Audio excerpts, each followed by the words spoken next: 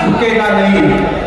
वो जो नारा था वो अभी मेरे कानों में है। सलाम है आपको झारखंड वालों, थोड़ी देर आपसे मुखातिब हूं। कभी कैफी आजमी ने कहा था कि ये जमीन तब भी निगल लेने पे आमादा थी। थोड़ी देर के लिए भैया अब चुप हो जाए, आप बैठो सब कर रहे हैं।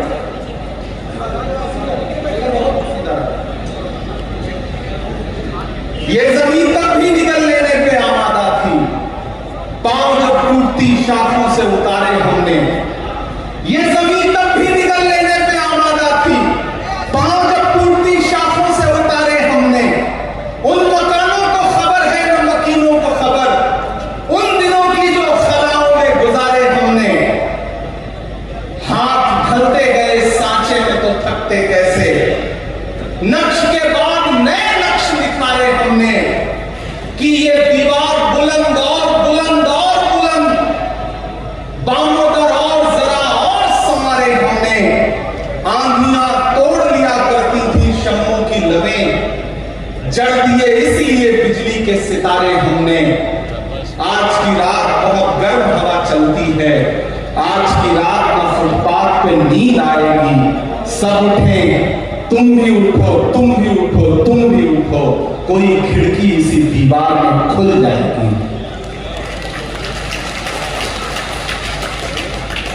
एक बिल आया देश की पार्लियामेंट में, और सिर्फ आया ही नहीं, चूंकि ताकत उनके पास थी, संख्या बल उनके पास था, वो बिल पास भी हुआ। वो बिल और उस बिल का मकसद है कि हमारे पुरखों ने जो जमीनें दान की हैं, उन जमीनों को लूट करके नरेंद्र मोदी जी अपने धन्ना सेठ दोस्तों को बेचना चाहते हैं। उस बिल का मकसद यह है, उस बिल का मकसद यह है कि आपकी इबादतगाहें, आपकी खानकाहें, आपकी दरगाहें महफूज न रह जाएं, आप उसी में उलझे रहें। आपने जो अपना जहन पढ़ाई की तरफ लगा दिया है, आप आईएएस बन रहे हैं, आईपीएस बन रहे हैं, इंजीनियर बन रहे हैं, वकील बन रहे हैं, डॉक्टर बन रहे हैं, तो एक सिस्टम है जो चाहता है कि आपका जहन उससे हटे और आप अपना सारा जहन इधर लगा दें, ताकि आप उस सिस्टम का हिस्सा न बन सकें। इस सोच के साथ एक बिल लाया गया। मैं 3 साल से देश की पार्लियामेंट में हूं, मैं 3 साल से मुसलसल देख रहा था, कभी प्राइवेट मेंबर बिल के जरिए वक्फ रिपील एक्ट लाया जाता था। उसी समय मुझे समझ में आ गया था कि एक बड़ी साजिश रची जा रही है और वो बिल की शक्ल में आएगी। बिल आया, पास भी हो गया क्योंकि संख्या बल उनके पास था। लेकिन मैं इस मुल्क के विपक्ष के तमाम पॉलिटिकल पार्टियों को, तमाम मेंबर ऑफ पार्लियामेंट को इस मंच पर खड़ा होकर के सैल्यूट करूंगा, सलाम करूंगा उनको कि अगर लोकसभा में उस बिल के समर्थन में 288 वोट पड़ रहे थे, तो उस बिल के खिलाफ में 232 वोट पड़े। जबकि देश की लोकसभा में मुस्लिम सांसद सिर्फ 24 हैं। 200 से ज्यादा इस देश में हिंदू भाई, दलित भाई, ईसाई भाई, सिख भाई अलग ऐलान उस बिल के खिलाफ खड़ा था, और पूरे दिन और पूरी रात चलने वाली पार्लियामेंट में सुबह 3:30 बजे वोटिंग कर रहा था उस बिल के खिलाफ लोकसभा में। यह है इस मुल्क की खूबसूरती, यह है इस मुल्क की गंगा जमुनी तहजीब। मुझे आज भी याद है, हमारे पंजाब का हमारा एक साथी है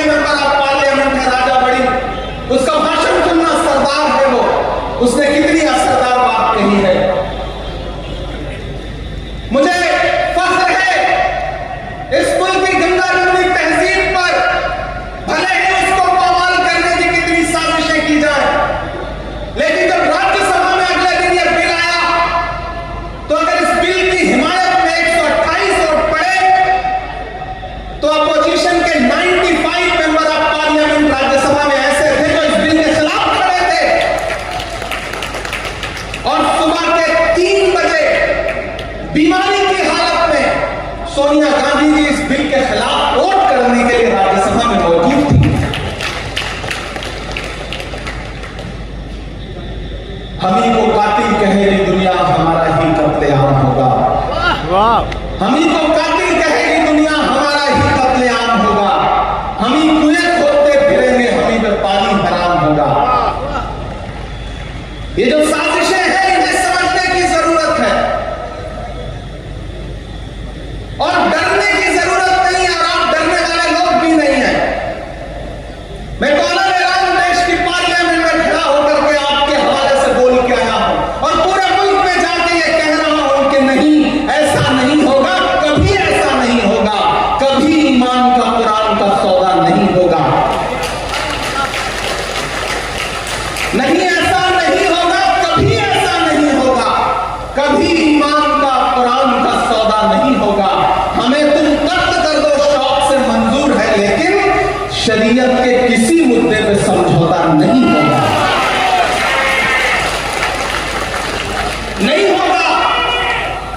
लेकिन एक बात मैं यहां खड़ा होकर कहना चाहता हूं, मुस्लिम पर्सनल लॉ बोर्ड के तमाम जिम्मेदारान बैठे हैं, हमारे तमाम सियासी साथी बैठे हैं कि हुकूमतों ने आपको परेशान करने के लिए, आपको पामाल करने के लिए अपने तरीके बदल दिए हैं, अपने हथियार बदल दिए हैं, तो आपको भी लड़ाई के तरीके बदलने पड़ेंगे।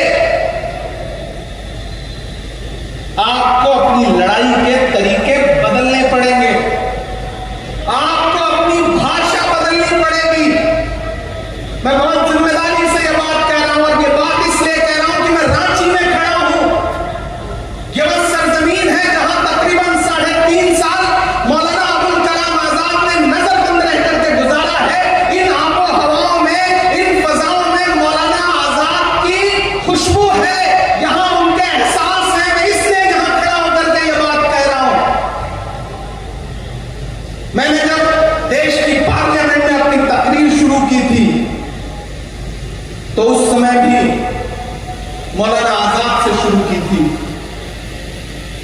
मैंने कहा था कि 1947 में जामा मस्जिद की सीढ़ियों पर खड़े होकर के जब मौलाना आजाद ने तकरीर की थी और ये कहा था कि कहां जा रहे हो, ये है तुम्हारा मुल्क, यहां तुम्हारे आबा अजदाद की कब्रें हैं, तो लोगों ने अपने सरों की गठियां उतार के रख दी थी। और आज उसी जामा मस्जिद की सीढ़ियों के पास सोए हुए मौलाना आजाद को फिर से सदा देनी पड़ेगी कि ये मेरी कब्र है, ये सरकार की जागीर नहीं है। ये सरकार को आपकी इबादतगाहों को, आपके कब्रिस्तानों को अपनी जागीर बना लेना चाहती है। दरअसल मुखालफत उस सोच के खिलाफ है। वो जो अमेंडमेंट लेके आए हैं उसमें कुछ अमेंडमेंट इतने खतरनाक हैं कि अगर वो जमीन पर उतर गए और लागू हो गए तो हर शहर में, हर जगह ये सरकार एक अलग तरीके की फिरकापरस्ती फैलाना चाहती है। हम लोग उसके खिलाफ पार्लियामेंट में भी लड़ रहे थे, सुप्रीम कोर्ट में भी लड़ रहे हैं। हमारे कई साथी हैं जिन्होंने अपने अपने तौर पे खुद से पिटीशन फाइल किया है। मैं भी पार्लियामेंट में तो लड़ने के बाद सुप्रीम कोर्ट में भी इस मुद्दे पे लड़ रहा हूं और हमें सुप्रीम कोर्ट से बहुत उम्मीदें हैं कि वो आइन का पास जरूर रखेंगे, लेकिन हर लड़ाई सिर्फ पार्लियामेंट और न्यायालयों तक ही नहीं लड़ी जाती। और मैंने तो पार्लियामेंट में भी छाती ठोक के यह बात कही थी कि आज जो आप कृषि कानून, आज जो आप ये वक्फ का कानून लेकर के आए हैं, इसी ठसक और इसी जिद के साथ आप देश की पार्लियामेंट में सीए का कानून भी लाए थे और आपने ये कहा था कि हम दूसरे मुल्कों में बसने वाले हिंदू भाइयों को हिंदुस्तान में ला करके उनको नागरिकता देंगे, उनको सिटीजनशिप देंगे। लेकिन मैंने उनकी पोल खोलते हुए ये बात कही थी कि पिछले 10 साल में 2000 हिंदू भाई भी आपसे नागरिकता मांगने के लिए नहीं आए। इसके उलट 15 लाख हिंदुस्तानियों ने पिछले 10 साल में हिंदुस्तान की सिटीजनशिप छोड़ दी, दूसरे मुल्कों में जाकर के बस गए। यह अंजाम हुआ है इस कानून का। ऐसे ही कृषि कानून लेकर के आए थे, उसके फायदे गिनवाए थे पूरे मुल्क को उन्होंने। लेकिन आपको याद होगा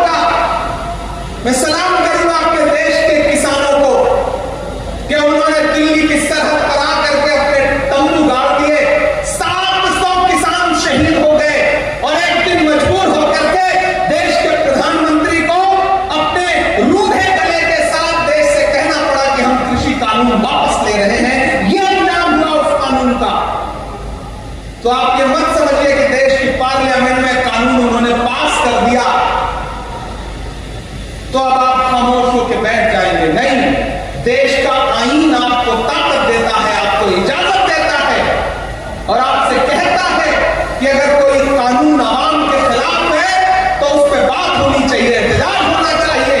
और मुझे खुशी है कि पूरे मुल्क का मुसलमान एहतजाज कर रहा है और ये कह रहा है कि हम इस लड़ाई को छोड़ेंगे नहीं, इस लड़ाई को लड़ते रहेंगे। क्योंकि हम करें बात दलीलों से तो रद्द होती है, हम करें बात दलीलों से तो रद्द होती है। उनके होठों की खामोशी भी सनद होती है। कुछ न कहने से भी छिन जाता है इजाज़े सुखन, जुल्म सहने से भी जालिम की मदद होती है। ये जुल्म सहना नहीं है, इसके खिलाफ आवाज उठानी है।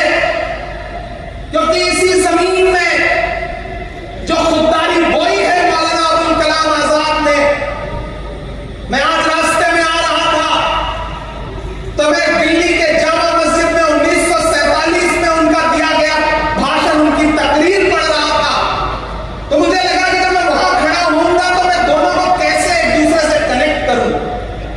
1947 में दिल्ली की जामा मस्जिद की सीढ़ियों पर मौलाना आजाद की तकरीर, और 3.5 साल यहां नजरबंद रहते हुए उन्होंने जो सोचा, जो लिखा, शायद दोनों बहुत एक दूसरे से कनेक्ट करते हैं। और आज तो बारिश भी हुई है। उन्होंने उस वक्त कहा था तकरीर करते हुए कि अजीजों, अपने दिलों को मजबूत बनाओ, अपने दिलों को मजबूत बनाओ और अपने दिमागों में सोचने की आदत डालो। फिर देखो ये फैसले तुम्हारे लिए कितने फायदेमंद होंगे। ये देखो मस्जिद के मीनारे तुमसे उचक उचक कर सवाल कर रहे हैं कि तुमने अपने तारीख के सफात को कहां गुम कर दिया है। अभी कल की ही बात है कि यही जमुना के किनारे तुम्हारे काफिलों ने वजू किया था, और आज तुम हो कि यहां रहते हुए खौफ महसूस करते हो। अजीजों, अपने अंदर एक बुनियादी तब्दीली पैदा करो। तुम्हारा